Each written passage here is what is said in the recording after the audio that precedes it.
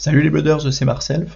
Je vous refais un petit point marché comme j'en ai l'habitude maintenant. Un petit point rapide sur les bonnes cartes à prendre en ce moment que je vous conseille. Donc la première c'est une carte d'Outsiders. C'est l'âme dissimulée en français. Je pense que c'est une bonne majestique qui va rentrer dans pas mal de decks, qui va rentrer dans les decks assassins et qui va rentrer aussi dans les decks ninja.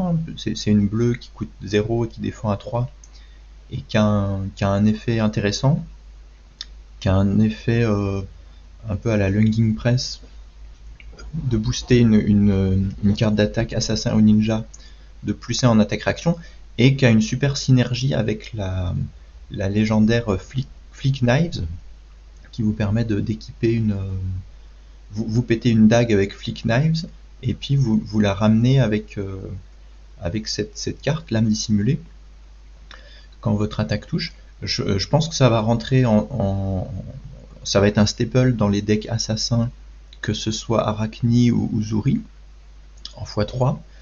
Et ça pourrait très bien être joué dans les decks ninja aussi, dans Faille, pourquoi pas dans Faille, pourquoi pas dans Katsu. Dans Katsu, il y a un petit côté, c'est un peu un ancestral qui fait pas piocher, mais qui pitch bleu, donc vous pouvez le pitcher en début de partie, puis en fin de partie, vous avez cette menace de mettre plus 1 en réaction à une attaque. Donc on voit que la carte commence à remonter là sur Card Market. Elle commence à monter autour de 5 euros. Donc si vous n'avez pas votre playset, n'hésitez pas à prendre cette carte. Ça fait partie des bonnes majestiques, je pense, d'Outsiders qui n'ont pas encore explosé, comme le Codex ou Premeditate. Donc si vous voulez jouer Assassin ou Ninja et que vous n'avez pas votre playset, n'hésitez pas à prendre rapidement cette carte. Ensuite, je vais vous parler de promo. Alors, au départ, je suis pas hyper fan des promos d'un point de vue collection, d'un point de vue investissement, parce que les promos à Flesh and Blood, elles font pas l'objet d'une politique de réimpression. Vous savez que les cold foil qui sortent dans un set, eh ben, elles seront jamais réimprimées en cold foil dans un set. Donc les cold foil, c'est un peu le paradis des collectionneurs et puis des investisseurs, puisque vous savez que la carte ne sera jamais réimprimée en cold foil dans un set. Par contre, les promos, il n'y a pas de reprint policy, donc ils se gardent le droit de réimprimer n'importe quelle promo. Alors probablement qu'ils le feront pas parce que ce serait se tirer une balle dans le pied, mais en tout cas, c'est pas écrit noir sur blanc qu'une promo ne peut pas être rééditée. Donc en général, je suis assez prudent sur les promos en termes d'achat pour la collection et pour l'investissement. Mais c'est quand même, voilà, vu le prix de certaines promos, je pense qu'il y a quand même aussi des bonnes affaires à faire sur les promos. Donc là, la promo qui m'intéresse là, c'est Release the Tension rouge, en version promo, c'est-à-dire la version promo, elle est Extended Art Rainbow Foil. Donc c'était une promo qui était sortie au moment des armories de Everfest, hein, parce que c'est une carte d'Everfest. Donc là, il y en a plus qu'une soixantaine sur Card Market. Vous la touchez à peu près 1 euro. 1 euro, 1,50 €. Si vous voulez le playset, ça monte à 2 euros à peu près. Mais c'est pas très très cher pour une carte qui est rare et pour une carte qui va forcément être dans les sides d'Azalea. Parce qu'Azalea, si elle veut être efficace contre les decks contrôle, il faut qu'elle ait un plan de jeu anti-défense réaction. Et donc ça, c'est parfait pour ça, parce que ça empêche l'adversaire de jouer des défenses réactions de l'arsenal, hein, c'est le même effet que Remorseless. Donc c'est très très fort dans Azalea en side contre les decks contrôle. Donc si vous voulez jouer Azalea et puis que vous voulez un peu pimper votre deck, n'hésitez pas à prendre cette promo. Ça mange pas de pain, puis ça rentrera dans votre deck Azalea. Et ça viendra pas. Tous les conseils que je vous donne en général en termes de cartes, j'essaie de cibler des cartes qui sont Rainbow Foil ou qui sont Cold Foil, qui viennent pas embêter les joueurs en fait.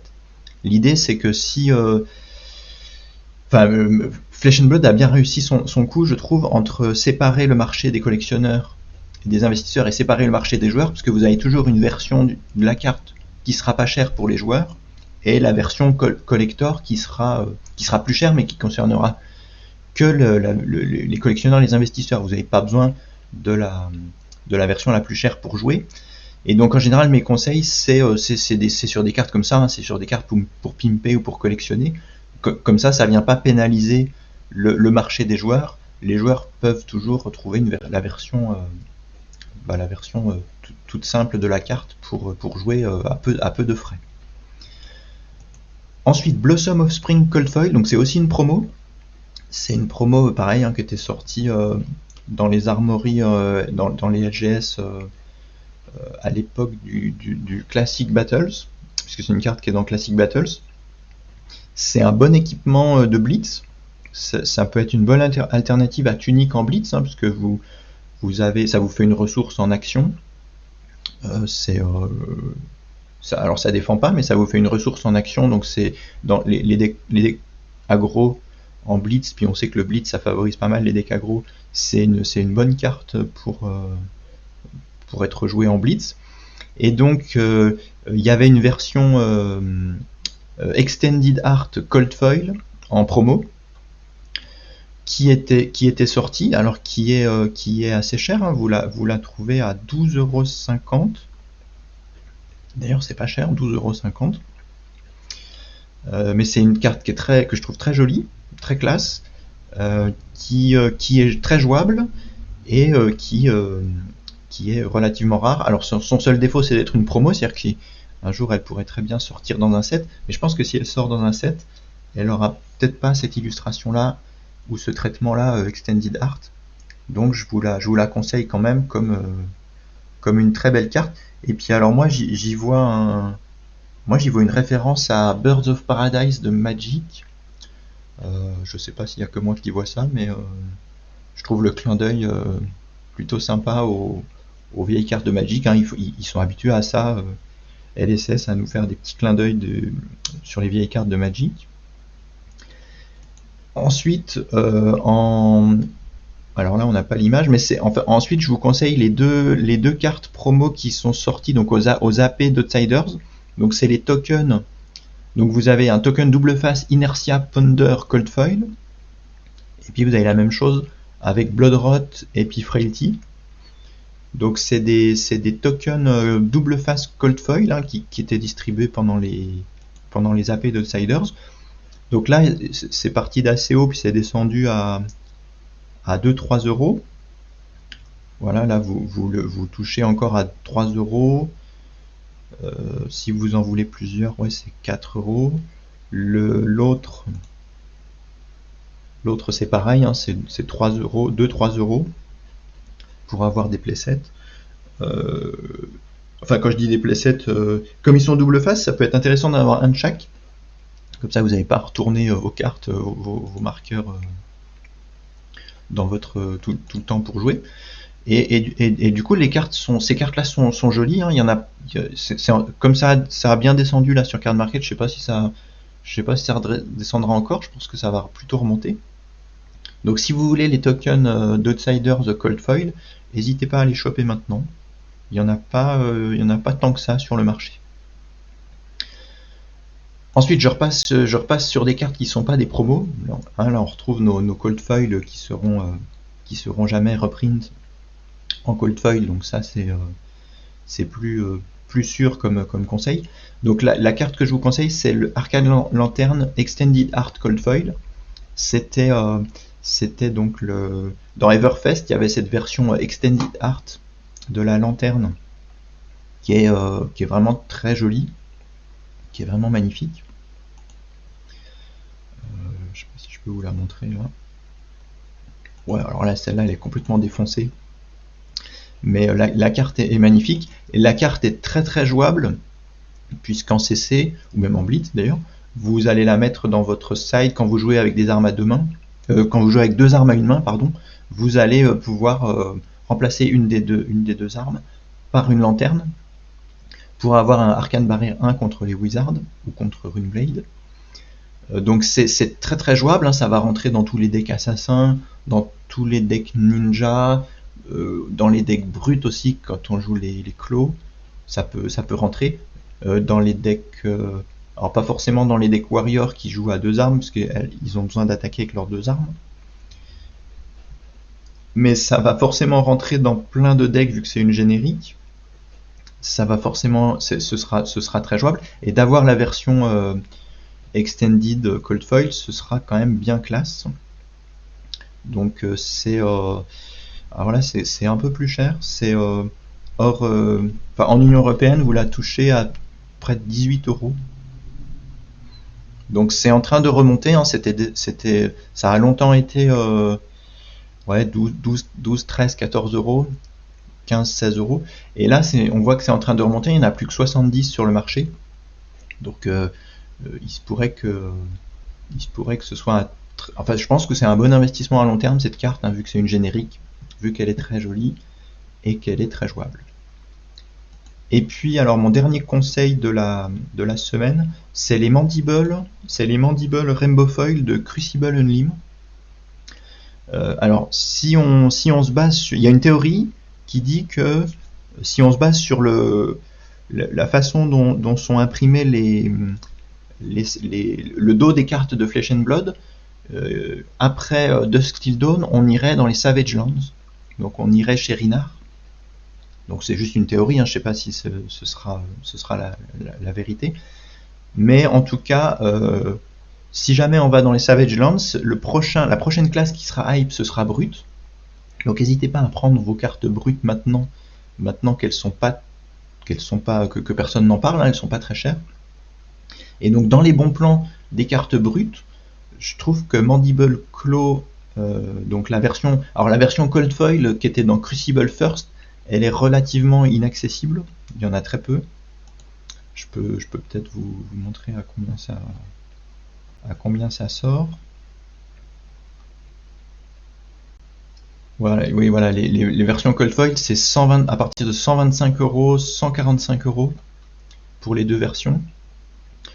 Donc franchement, c'est un peu cher pour ce que c'est, même si c'est des cartes magnifiques puis très rares, hein, mais moi je vous conseille plutôt, si vous voulez pas vous ruiner, je vous conseille plutôt les versions Rainbow Foil, donc qui étaient sorties dans Crucible Unlim. Il y en a pas beaucoup. Vous voyez que la griffe droite, il y en a 23 sur Card Market et vous la touchez à partir d'1,50 €. Donc c'est vraiment pas cher, hein. Et puis la griffe gauche, il y en a un peu plus, il y en a 39 et vous la touchez à partir d'1 €, ouais, 1 ou 2 €. Donc les claws, ce sera forcément joué dans les decks bruts, hein, parce que c'est super fort, ça a une synergie de folie avec Blood Rush Below. Vous faites votre Blood Rush, vos claws elles ont Go Again et puis elles ont plus 2, donc pour 2 ressources vous attaquez à 5 Go Again. Les tours de Blood Rush, c'est vraiment génial de jouer les claws. Toutes les brutes un peu offensives, un peu aggro, elles joueront les claws, que ce soit en blitz ou en CC. Donc c'est une très bonne carte, c'est une carte très jouable. La version Rainbow Foil est vraiment sympa, et puis elle est plutôt rare, comme on le voit là sur Card Market. Donc si vous voulez vous équiper pour aller dans les Savage Lands, peut-être le set après Dusk Till Dawn, et ben n'hésitez pas à prendre les claws aujourd'hui avant que ça remonte. Et puis alors en guise de conclusion, je peux pas finir sans parler, je peux pas faire une vidéo marché sans vous parler de Shyana. C'est mon petit fil rouge, Shyana. Donc Shyana, elle a bien poursuivi son petit voyage là. Il y en a plus que 26 sur Card Market, c'est vraiment très peu. Et puis on voit qu'elle a bien monté aussi, sa cote a bien monté. Moi je vous l'avais conseillé il y a quelques semaines, elle était à 60 €. Là, la dernière vente, elle est à 80 €. Et puis en Union Européenne, le premier prix c'est 87 €. Donc je sais pas si je peux encore vous la conseiller parce que ça a quand même bien monté, mais je pense que même à ce prix là, enfin je pense que ça va continuer de monter en fait parce qu'il y en a de moins en moins. Et puis 87 euros, ça reste quand même moins que la cote qu'elle avait quand Crucible Unlim a été déclarée out of print. Elle était partie de plus haut que ça, hein. Donc je pense qu'elle va remonter encore. Donc vraiment là c'est le dernier appel, hein. Si vous n'avez pas Shyana, bah, c'est le dernier moment pour la choper, parce qu'après, une fois que une fois que les premières là vont partir, elle sera à plus de 100 euros. Donc voilà pour mes petits conseils de la semaine, hein, comme d'habitude. J'espère que ça vous plaît. J'espère que je dis pas trop de bêtises dans mes conseils d'investissement. En tout cas sur Shyana, je me suis pas trompé, puisque Shyana, on voit que elle a bien monté. Et du coup, bah, je vous souhaite de bons achats et de bonnes parties. À bientôt, ciao.